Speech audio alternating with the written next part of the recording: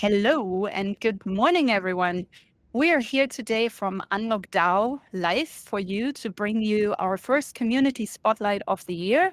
This time we're showcasing Ceci Sakura, aka Cecilia Contreras, and she is our steward of marketing and communications at Unlock DAO. She is also the co-founder at Refi Bolivia, and she's also working as the community manager at the 2077 Collective. And yeah, I'm super happy, Sissy, that you could make it. I know it's always a little bit of a step to put yourself out there, but we all want to put some more faces to Unlock DAO, and this is our first attempt of doing that. So, how are you feeling? You nervous or you okay? Now I'm really excited about this session because I think bringing not only faces but like humanity into protocols is what really connects with people, and that it's what connected me to protocols and to many things into Web3. So ah, all into this. Okay, that's awesome. All right. Also, before we actually jump into poking holes into Ceci, just so you know, we have a collectible out. Of course, it's minted on Unlock. Where else would we ever do this? It's really special because there's only 10 available, and I saw that 3 have already been minted before we started the session today. So I really want to highly encourage you to get your hands on one of these collectibles because it's going to become a serious. And as you guys know, we recently had a major airdrop. Minting these kind of NFTs will definitely make you eligible for the next one. So please, please, please don't forget to mint your little bet before others mint them. Before you. All right. So, Ceci, the first thing that, of course, we always ask each other at conferences, how did you even get involved into Web3 blockchain? What were you doing before you came into this space? Can you share that a little bit with us? Wow. It's a little bit a long story, but basically, I was working as a public servant in the Ministry of Education here in Bolivia. And this was like before 2020. Like, I was working there from 2009.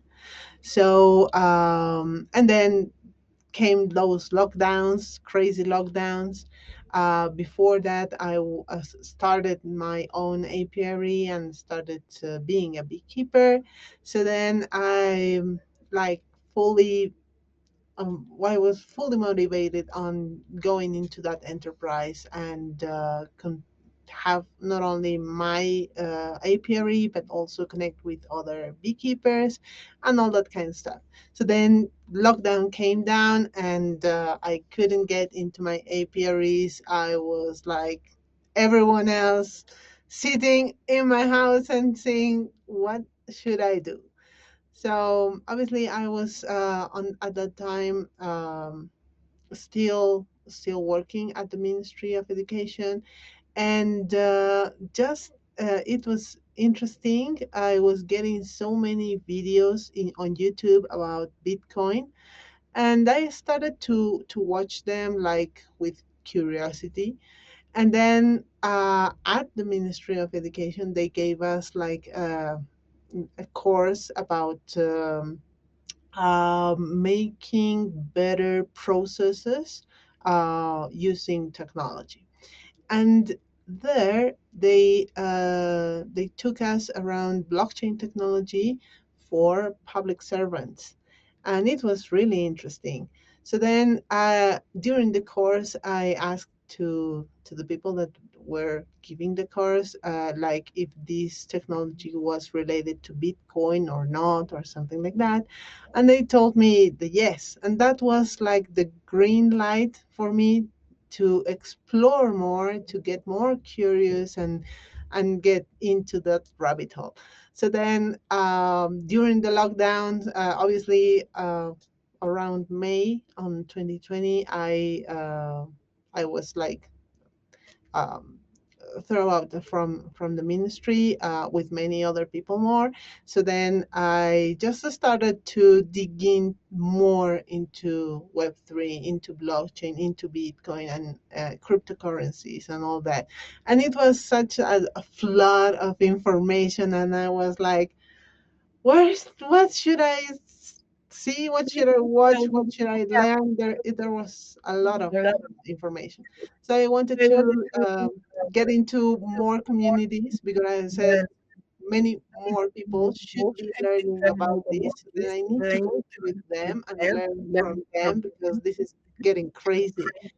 And then I started to connect with some local communities that started around cryptocurrencies, and from there, it started my whole journey on communities and Ethereum Bolivia and many other international communities. And here I am. So I was going, this is a really fascinating story because essentially in a way your government brought you to blockchain, which I think is a never Kind heard of crazy. story. I've never heard this before, and I've heard so many stories on how people got into blockchain. So it's a very, very highly unique story, I feel, and it also gives already away what I was going to ask you next, which is, growing up in Bolivia, right? What was your unique perspective that you gain or that influenced your way to blockchain? I mean, obviously, that was already the story you told us. So that's pretty crazy, and I kind of Yeah, sad I but didn't you know. know, I should have asked you before. Yeah, tell us what else? yeah, but you know, during that time, because here in Bolivia, there's something else that we didn't have a lockdown because of COVID. We had a lockdown because we were during a COP, and that was really really hard because there was fear on the streets, there was fear on people, not because of COVID, it was because of COVID plus the cop and plus the militaries that were on the streets. So obviously, during that time, and obviously, as crazy as it sounds, that the government bring me into blockchain, in fact, during that time, there was also fear on public servants because of some people during that COP were requesting personal details on bank accounts from public servants. So obviously, for me, that was like the red flag to take out all my money from banks and take it to my home. So I decided to not have any kind of money related to any bank account during my last days as public servant. So that also motivated me to dig in more into auto-custodial, self-custodial, and also Bitcoin, and learn more about how to really not be related to any centralized entity. So yeah, it's kind of crazy, all those 8 years. Yeah, but if you had to probably wrap this into a book title, you would be thinking of something like blockchain as a necessity, right? So it like as much as we always want to think about it as like, oh, this is like a nice new playground, which maybe in part it is. The original story of blockchain and decentralized finance was banking the bankless. And this is still a much more real problem than people I feel realize in today's world. I think, Yeah. if you grow up in Europe or maybe Northern America, you might not feel this urgency. But if you grow up, honestly, anywhere else in the world, you're like, yeah, well, it's actually still a real great deal of a problem. So, yeah, it's fascinating, but also it makes, I think, people maybe hopefully more crucially aware that banking the bankless was always the first priority of all of this, and how real it keeps being, because centralized entities just have a tendency of not being fully transparent. That's just their whole deal, right? And Correct. people as we have grown to become more self-responsible, more self-reliant, I think, due to education and other tools that were finally given to us. Yeah, I mean, it's a big deal. Thank you for sharing this story with us. I feel it's very personal. So I'm super happy you felt good enough sharing it. Thank you. So this brings me to a little bit out of the box question. So if you could have dinner with any famous figure in the world, fictional or real, your decision, right? Who would it be and why? I really admire the work that and some music bands that I have followed during the my whole life, basically, because of influentials from my relatives, my cousins, and my brothers, and all that. And one of those is Pink Floyd. So I really would love to be around them and I don't know, ask them things because they are really interesting people fighting for many things that are related and very much related to our space. So I think that that would be like an influential KOL. Nice. Pink Floyd, I would not have guessed this with you. I thought you would be saying something like Marie Curie or like a scientist for some reason. I always felt you would be that type of person, but okay, well, you want to meet a musician, that's fine. That says a lot about you, I think. All right. So this one is also maybe a little bit more intimate, but I would like to know if there was a person ever in your life that you feel was very influential on your personal and maybe professional development. Was there such a person for you? Could be, an idol of some sort, someone that you actually don't personally know, or maybe it's someone that you actually know very closely and still have a strong relationship with. Yeah, Asking a in lot of fact, deep questions. my role models were and are my parents. My mother is a nurse, a professional nurse, and also my father is a metallurgic engineer. And both of them grew up as in a very limited conditions, like their families were really poor, and the family itself became like their home. So that's something that really dig into me and say, and I am now very related into building these family bonds, building these family relationships, because at the end of the day, it's the only persons that you may be able to reach out at any situation, a family, or something that you consider a family. First of all, that, and then I saw on first hand uh, my mother to became a professional nurse on my first sight because she was studying and she made her thesis while I was a little kid, maybe like I was like 10 years old, maybe. So I saw that process, and obviously seeing her fighting for her professionality, and obviously looking for better positions for her and her family. Now I can like really understand those struggles and see, okay, yes, those efforts really were what defined me as a person, to look for better opportunities, to always look for more, to always be better, not only as a person, but also as a professional, and always be active and looking for better situations. That's very heartwarming, to be honest. I think this is the part that I will cut it out and edit for you. after this is over because it's such a nice, yeah, just like badge of honor towards your parents, you know? And I think you said it quite right.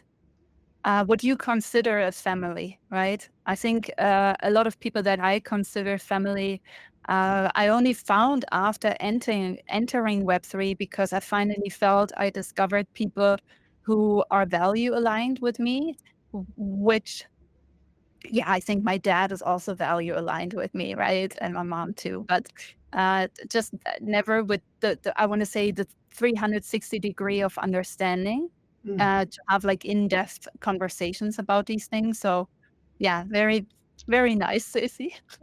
This is such a nice person. Okay. You almost made me cry. Don't do that ever again. Okay. Um, I think working in blockchain, I want to claim in a country that's still on its way of discovering blockchain, same as the country I live in, actually same as probably every country on the entire planet. Yeah. What's the biggest misconception that someone has confronted you with and said like, "What the hell are you even doing there? Do you know who you are working for?" Or something like this, you know, an encounter that stunned you maybe a little bit. Can you Mm. remember that for Mhm. us? It's funny this because these last holidays I went with my family on a family trip, and I have what's this called? Well, it's the brother from my mother. I don't remember the term. So he is always very confrontational with me because obviously I'm a woman and I am now working on technology. So obviously for him it's like kind of a struggle to understand and to accept. But then, because obviously he has a family and abroad in that is working and living in Europe, obviously they are struggling right now with finances because they need to send money abroad or maybe from Europe they need to send here, and obviously that is extremely expensive and it takes time. It's a mess. So then I think they were thinking about using crypto, but obviously they weren't able to really find like cool and interesting forms to getting on board. And obviously they didn't ask me. So then he said, but yeah, blockchain and cryptocurrencies, but those are obviously like scams. Look at what happened to Milei. Look at what happened with their cryptocurrencies. And now you are preaching for us to use cryptocurrencies, you know? And I said, yeah, that. And he is obviously right because what happened to Milei is definitely a scam, you know. But obviously we need to learn, and it's a learning curve to identify those scams, identify what a project makes it a legit project. And if you are really ready to invest in that project, if you are really interested on that and do your own research basically, you know. So that's something that I started to explain him, and obviously he then realized, oh, okay, yeah, so that was like some kind of investment that they were doing. Yeah, obviously, but obviously because you are investing that kind of money, you need to know that you may lose that kind of money. So then you need to understand that investment is not the same as your life savings or something that you are going to rely in the future. So then you need to understand that from a financial point of view. So obviously, financial education is so crucial that that experience made me think, yeah, we need to really get deep into financial education, and not financial education of yeah, you need to invest on those stocks, or you need to invest in Bitcoin, but the basics, like what is an investment, what is a life saving, what is your money for your expenses of every month and all that. So that's something that made me think to work on.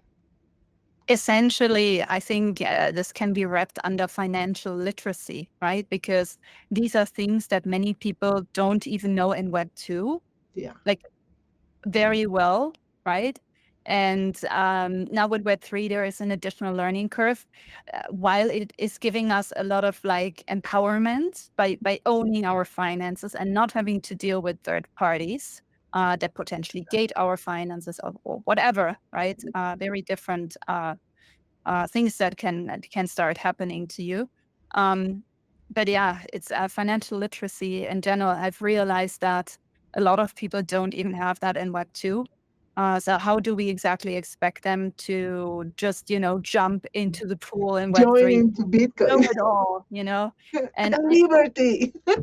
exactly. And I joined exactly that way, right? I had a few dollars and I was like, I'm gonna buy Bitcoin. Okay, that failed. Okay, that completely failed. I tried and I tried many times and it just didn't work. Okay. Now I know everything that I did wrong at the time, but then I had no clue. I was very frustrated. And then I had a friend who showed me Ethereum and I was like, Ethereum is much nicer. Like at least, me coming from a creative background and seeing like all of this like socializing movement around in Ethereum, which there Exactly. was nothing at the time in Bitcoin, right? Yeah. So yeah, I think that was like, yeah, I understand where you're coming from with all of this. I've seen this many times, and you're right.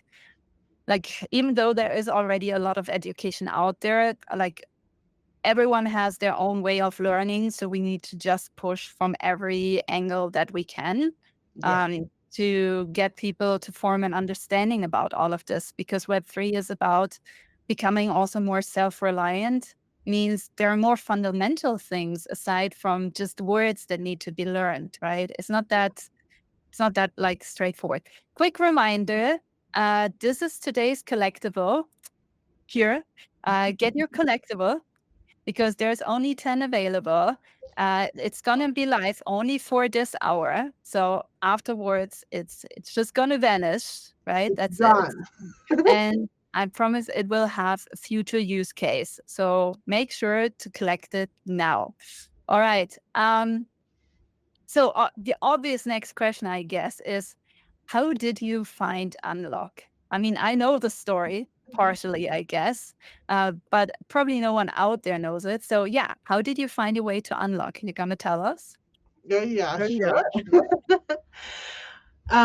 Well, then I got very engaged with local communities, local Web3 communities, in this case, Ethereum Bolivia.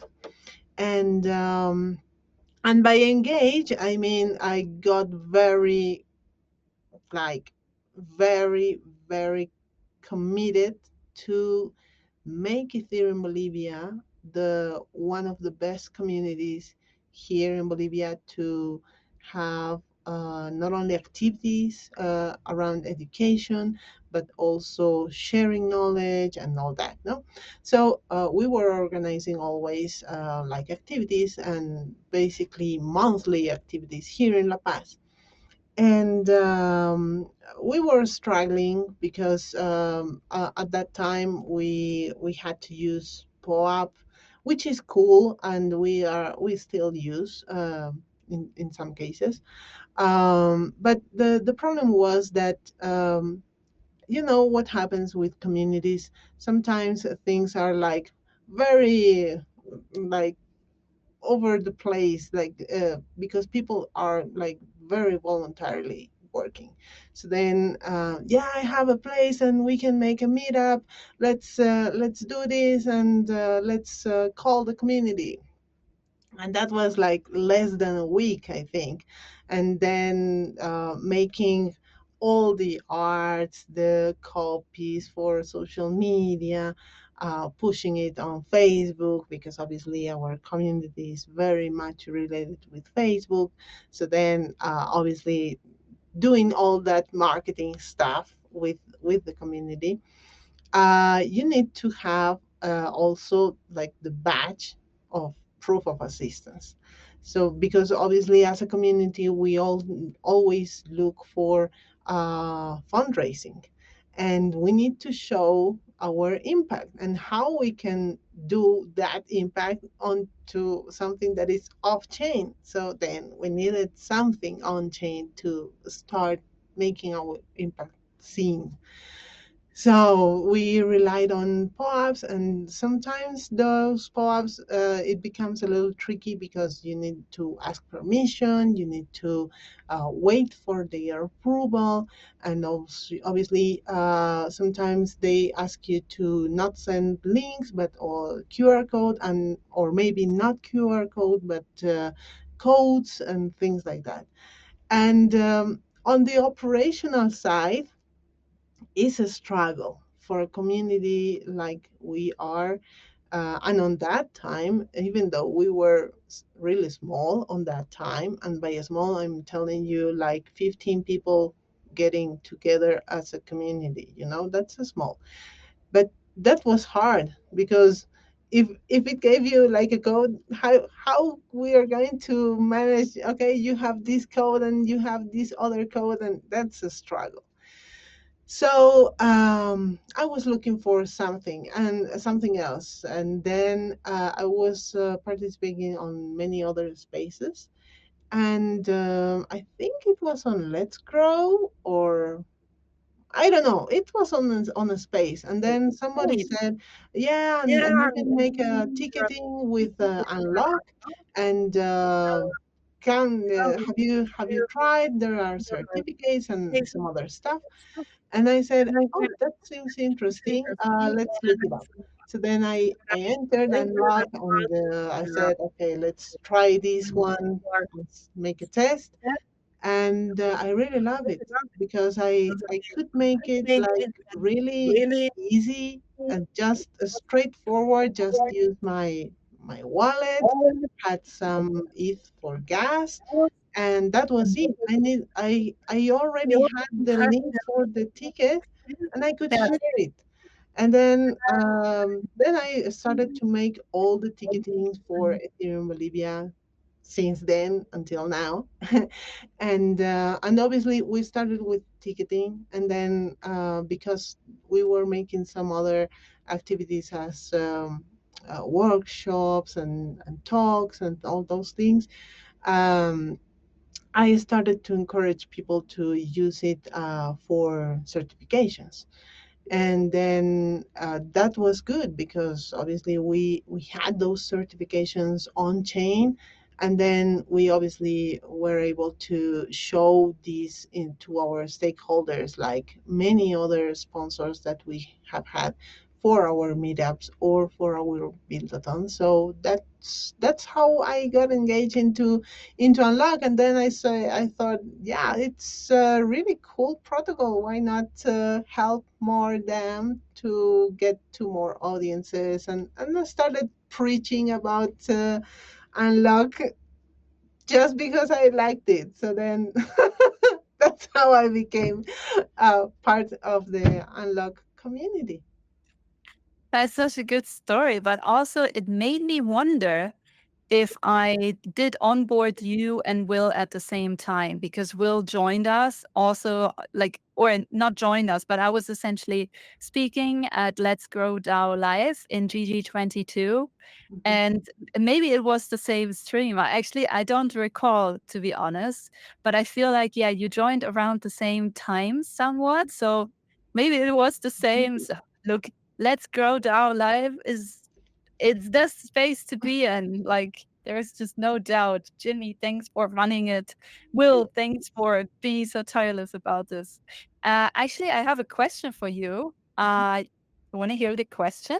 It's an interesting one. Yeah. It comes from the audience. It comes Cheer it up. from Paul Choi. Is Oh, watching. And he says, perhaps not much of a sneaky question, but curious to know Ceci and or Stella's thoughts on deepen projects and whether you have any good projects you're looking at right now that will help bring good value to the world. I recommend not mentioning specific projects, at least not on this live stream, so people don't mistake us for giving financial advice. But yeah, are you looking at deepen projects? Are you personally interested in that? Yes, I got interested into deeping because of this Bybit hack that we recently had, and then I said, yeah, definitely we need deeping projects. And in fact, I got into some projects, like for example, Huddle for video calls, and I really liked it. And they have basically worked on their own deeping structure and everything for those. So maybe you can check that out. Making your video calls on a dipping, that's something amazing. And you can control everything, you know? So, yeah. That's one that I'm looking up at, but I really would love if you know others, share it. Yeah, I think also please share them if you know of any that you're looking at or find interesting. I remember I became interested in, I guess, we did not declare it as deepin like 2.5 or almost 3 years ago. But it was a project I came across at East Denver in the Arweave space. So the Arweave space was like a little bit offside from the main event. And I came across a project that was essentially running decentralized internet through their devices, all blockchain based, everything on Arweave run. And I actually haven't followed up in a while with this project, but at the time I was like, "Oh, that's such a great idea." And they already had like a balloon running a test balloon, a pilot essentially of like a few neighborhoods in San Francisco running their own internet.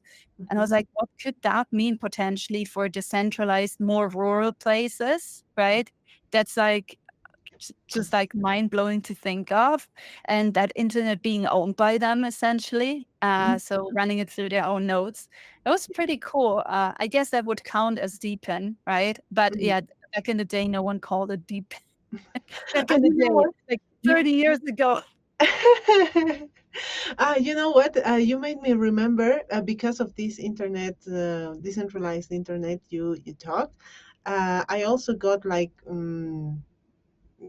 with a reference to something like that, but because of another project that was working on weather stations, decentralized weather stations, and that's really really interesting because then you can really rely on the data that those weather stations were installed in different rural places, and obviously this could impact directly to those communities that were related to those weather stations. I think it's Weather X, if I'm not mistaken, but yeah, I lost track from them, but I think they are still working on those, and yeah, hope they That's can. also interesting. Weather X, okay, I noted. Mauricio is asking a very nice question, and I'm not sure if we can answer it with yes, but he asks, "Is Sissy coming to Mexico?" I would really love to, but the flights are too expensive. Yeah, they really Yeah, are. I'm yes. also paying out of my own pocket for my flight, and I was like, why is this always so expensive?" But yeah, I guess you have to just deal with me. I'm sorry, Mauricio. I know you would want to have Sissy. Yeah, you are having Stella on Mexico. Please visit her at El Cinco de Mayo. She will be Hopefully, there. True. Hopefully, we can do better next year and sponsoring some more people to go to these events. Believe me, we're really working hard on getting this done. Like we're working hard on everything, I feel. Okay. 100%. By the way, Ceci, so your job at Unlock Protocol DAO is being the steward for marketing and communications. You basically started like in a very how can I say, a very crazy times right before we went to East Denver. So it's been a roller coaster since, I feel. If you had to explain your job to, let's say, a kid, right? What would be the three emojis you would use to explain what you're doing at Unlock DAO? Hmm. Okay, yes. First of all, a B will always be something that relates with me. So a buzzing bee, then a target, and what's this called? Like a megaphone?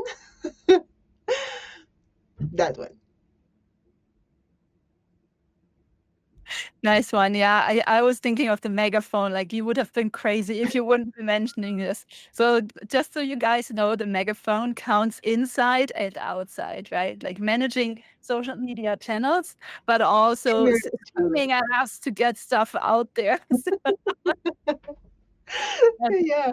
Just kidding. Wasabi is here, and I just want to say thank you for recognizing my little wall art. So thank you. It's a painting that I made. So thank you guys. And Paul is writing again, and he says, "Thank you both. Great insight. Decentralized weather forecast. I have to check it out. Huddle is amazing. True. We love Huddle, by the way. We're using Huddle every week for our DAO That call. So if you're joining, you have to come to Huddle because we're kind of, fancy exclusive running it on Huddle. And Huddle is amazing. Had the opportunity to try it out recently. See, nice, Paul. Really good job. I thought it was pretty reliable and low latency. Render network sharing GPU and Grass network sharing internet are interesting projects, but I think the actual use case isn't. Oh, interesting. Okay, Mhm. I wouldn't know what Other use I case guess maybe. the actual overall use case would be. I think Deepen has various use cases, no? Hmm. But anyway, this is oh, he's adding more. He's saying render network and grass network are interesting projects, but I think the actual day-to-day use case is still building. NFA obviously smiley. Okay. All Thank true. you, All Paul. true. Okay. All right. So, is there something that you feel very excited about in your role as marketing and communication steward at Unlock Protocol DAO? Is there something secretly emerging from back end of Ceci Sakura's probably mile high stack of things she wants to get done that's super exciting? Yeah, I think I got excited about the role because I always look for challenges, and this is a big challenge. This is a big challenge. I have started my Web3 journey on like working on Web3 uh, on marketing because I started as community manager on Wild Friends, and that's how was I knew Wasabi. So, but obviously, growing from there and now leading these efforts on a DAO, obviously comes with many other things as a package. It's not only a project, it's also a DAO. So obviously, you need to start learning about governance, about how the DAO works, how you can coordinate this within the protocol itself, and also members of the community in the DAO, and obviously encourage people in the DAO to relate to marketing efforts, which unfortunately are obviously not really something very relatable to some people, because uh, marketing is like the the wrong wheel behind the scenes to a project to really work. So obviously, marketing will not be like this is getting us with revenue, direct revenue, but in fact it did make an impact on your project to be seen, to make more revenue, or maybe to get a partnership with another protocol or with another stakeholder. So, marketing is a very interesting way to also make grow the space and also the projects that you really believe in. Yeah, that's a good answer, and I think I joined for some similarities definitely, why I felt encouraged and facing a good challenge is definitely something that I like. And yeah, you're right, it is a challenge, but it's also been rewarding. I feel Mhm. there's a lot of remember when we worked at the advent calendar? Yeah. After we pushed this out, I just felt so happy about it, you know? It felt like a big milestone working as a DAO, decentralized, even thanks to you speaking really well English, right? But still working between languages and figuring stuff out as we went. That was a really, really good experience to have, specifically with you, but also in terms of working in a DAO. So, Yeah. yeah, a quick reminder again, right? There's still two left. So please get yours. Do get yours. Two. At least Do. that's what it shows for me. All right. So you're also the co-founder of Refi Bolivia, and you work in the 2077 collective as a community manager. I know most of us in Web3 do something that's not like really understood, I want to say, often by the Web2 world, by normal workforce participants, which is we have multiple jobs and multiple commitments. This is not necessarily so we can earn more money than everyone else. It's more that for us, from our perspective, I want to say these things somewhat interconnect with each other. And so we don't spend like all of our week in Unlock, or you probably don't spend all of your week in Refi Bolivia, but you work in like phases, right? Mm. Um, Nonetheless, uh, can you tell us, with your role as a co-founder at Refi Bolivia, what were some of the challenges that you did face building a Web3 community in Bolivia? Were there like specific things that you think are very much Bolivia exclusive, or would you say, yeah, you're just facing similar challenges than anyone else who's building a DAO?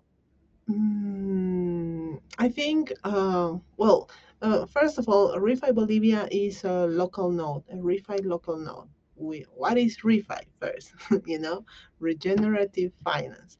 So, obviously, for us here in Bolivia, as we are starting to like get into cryptocurrencies, into blockchain, into Web3, everything is new, you know. So obviously, um, there is a learning curve that people are experimenting right now because of the need to access to dollars, for example. So obviously, right now, people are getting into more things related to cryptocurrencies, specifically stablecoins. So that is something that right now is starting, and getting them into, okay, yes, you can access to stable coins, you can access to these new ways to send money abroad and blah blah blah. Uh, Giving them also the opportunity to learn about regenerative efforts, regenerative activities is something that is kind of much newer, because not many people relate to regenerative activities itself beside finances. And obviously, like giving now, okay, let's now associate those regenerative activities into finances that can be related and then can work as a whole, and then that can do a positive impact into your community, into your life, into your family. So that's something that we need to now work to educate on. And yeah, building a community is not an easy task. It comes with many struggles, and the first one is like relate people into those narratives, into those to make them comprehend those activities and how those can be related to their own life, and how they can really get the best of them. So yeah, that's something that we are having here. But it's like as I said, it's narratives. So when we first had the first talks on Refi Bolivia, those were like fundraisers talks, because we were fundraising for the firefighters that were working on the fires last year that we had on the Amazonas. And obviously people relate to that drama that was happening, but they didn't want to learn or understand like what's this going on with crypto and blockchain. So those talks weren't like the successful ones, but yeah, we got people interested, and people that were really into regenerative activities. So I think it's a win. So you need to take like any win as a win. So then after that, making more talks around regenerative activities, then you can onboard them to, yes, okay, you are doing planting trees, you are making agroforestry, or maybe you are processing your natural garbage, let's say, or waste. But then how this you can make an income of that, or maybe just to relate that you are making a good and a positive impact on your environment, your local environment, and then how you can transparent that with technology and use technology on your side, to make it better. And I think that that's the way that we are working now right now. And hopefully we will have a new onboarding talks with scientifics. So then with them, onboard them into decentralized science related to refi, and that's something that they are expecting, and hopefully we will have that with Design Latam, and yeah, we're working on that. Yeah, those things are they're the hardest, I fear. Um, because people like I don't want to generalize too much, right? But I Mm, feel a lot of people are just very comfortable. And if they don't see like a necessity, right? It's not touching like their personal lives. mm, Um, then they might just sit out on it. mm, So getting like pushing them essentially to like learn something new, adapt, right? Change, like human change is one of the hardest things to instill. yeah. The easiest way is if like at least according to history, and how I've learned about it is whenever people felt the necessity of change, this is when they changed out of their own free will. Whenever someone tried to push them to it, it's No. it's really, really hard, and not it, to say it's impossible, too right? heavy, it's too Yeah, heavy. Yeah. too heavy is a nice phrasing, I feel. Well, actually, this is a good bridge for my next question. So, if you could instantly master any skill inside or outside of Web3, doesn't matter, okay? What would it be? Hmm. That's interesting.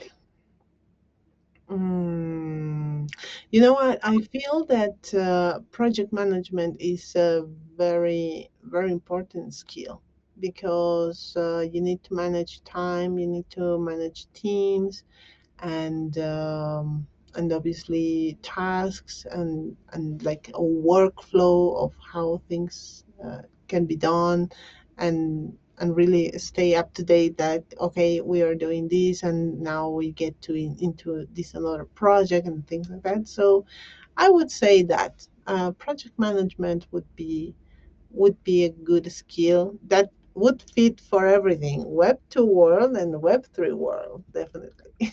Nice answer. Yeah, it is a pretty neat skill in general to be a very organized human in Web3 is definitely beneficial, especially if you're running a point on multiple projects, right? Which was one of my questions, trying to get like maybe some secret advice from you for others. We're just entering Web3. Is there, you want to say, is there a secret to you being able to handle different projects and give them all the attention that they need? Because again, Refi Bolivia, Unlock DAO, and there is also the 27/7 collective. Like, do you have like maybe a secret tip or advice for people out there? Yeah. Well, unfortunately, 2077 Collective is like sunsetting, but on the days that we were really active, it's finding the balance for yourself, how you feel comfortable, but obviously being mindful of the commitments that you have.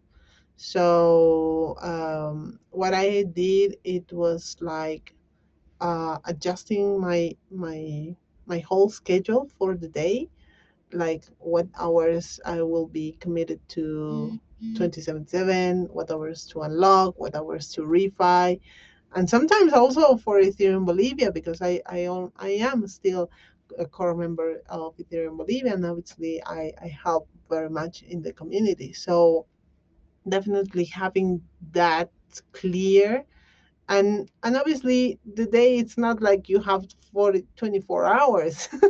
You need to have time for yourself too, because if you don't care for yourself, nobody is going to do that.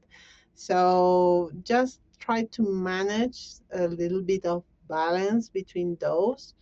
And obviously it's not like, okay, yes, I'm going to do like 3 hours for that one, 2 hours for that other, and that. No, it's like trying to uh make and also what I have found is also, if I'm doing like X posting, like posting on platforms, okay, yeah, I'm going to post right now for Unlock. Now let's post for Refi Bolivia. Now let's post for Ethereum, and then it makes you like get get in tone, and like be very focused on some tasks, because if you are doing several things, you run a risk to get lost in between tasks. So better to focus on some tasks on some days, and like structure your week on what you're going to do on some days and on some hours, and just flow. If something is not working, then adjust. Just experiment with yourself, because it's also part of a self experimentation that you need to understand from yourself, to then relate to how you better work, and how you better how more productive you are. Yeah, that makes sense. Would you tend to agree with me if I would be calling this keeping a fluid balance?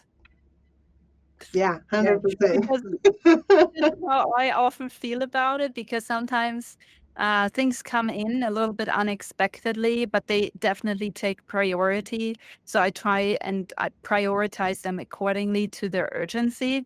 And I Yeah, guess you still want to try and keep a balance, but do it in a fluid and like highly adaptive, malleable way of yeah. sort. So I guess okay, cool. Yeah. I'm Just sad. surf with the wave. Yeah, exactly.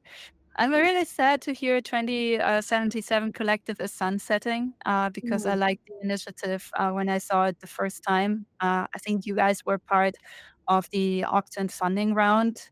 Not sure which epoch, but I remember distributing some funds to you. So yeah, I'm really thank you. a little bit heartbroken to hear this. But I know you have many other important responsibilities within your community in Bolivia and beyond. So you're not going to be short of demand, I feel. Okay. That's One, true. one last question to you as we're coming close to the top of the hour. Uh, what would you say is one personal value of yours that guides your decisions, both professionally and personally? As a last piece of advice for maybe people out there who are listening. Could you repeat it, please? Yeah, what's one personal value that guides your decisions, both Yeah. professionally and personally? Yeah. A value that I really relate very much is honesty. Honesty. Because with honesty, everything else flows with that. And obviously, honesty not only from your side, like from me to others, but also honesty within me. I need to be honest with myself if I am capable to do something, and doing that reflection makes me also reflect. Oh, okay, so if I'm able to do this kind of work, then okay, I'm going to commit.